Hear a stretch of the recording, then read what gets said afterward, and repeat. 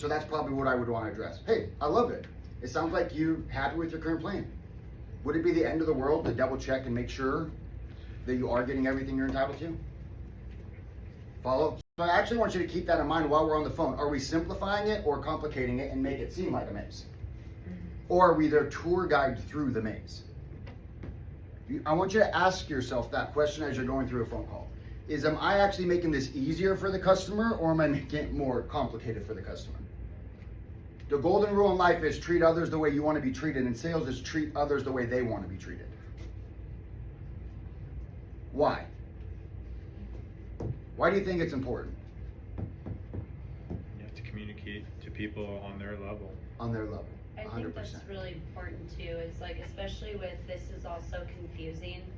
That's another place where I just like to be like, yeah, I agree, like insurance is its own language. And I know you're getting a lot of these phone calls. Like part of my job here is just to make it easier for you. And that's when, especially when they're talking about it being confusing, that's when I'm pouring a lot of value in myself and being really direct and being very concise with them. Yep. And that I feel like works a lot of the time. Because I think sometimes people tend to go the opposite direction and be like, oh, I know all this, I got you, you know, and so then it creates more fear and skepticism instead of being like, look, I hear you, totally, I get it, like I agree with you. So that's just where I come out with this is confusing. Those are actually my favorite phone calls when people say confused. Yeah, absolutely. Because then where is also part of the value coming from? And hopefully the majority of it.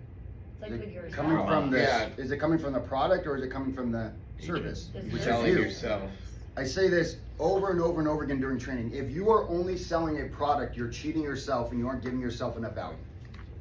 You don't realize how much value you have as a professional that can help simplify information for the consumer.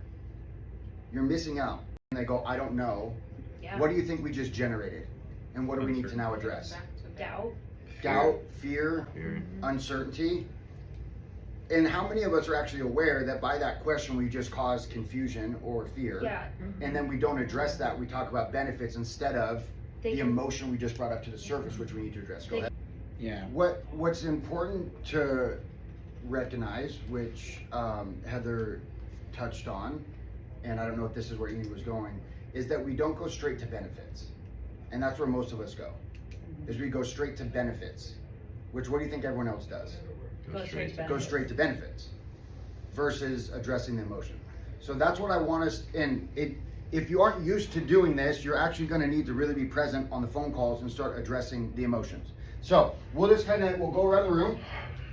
I'll give you an objection, right? Or a statement, whatever we hear on the phone. And I just want you to think for a second, what is the emotion? We're gonna acknowledge the emotion, right? Our acknowledgement statement is going to be acknowledging the emotion, I guess. I don't know how else to say that. And then we're going to just redirect. Does that make sense?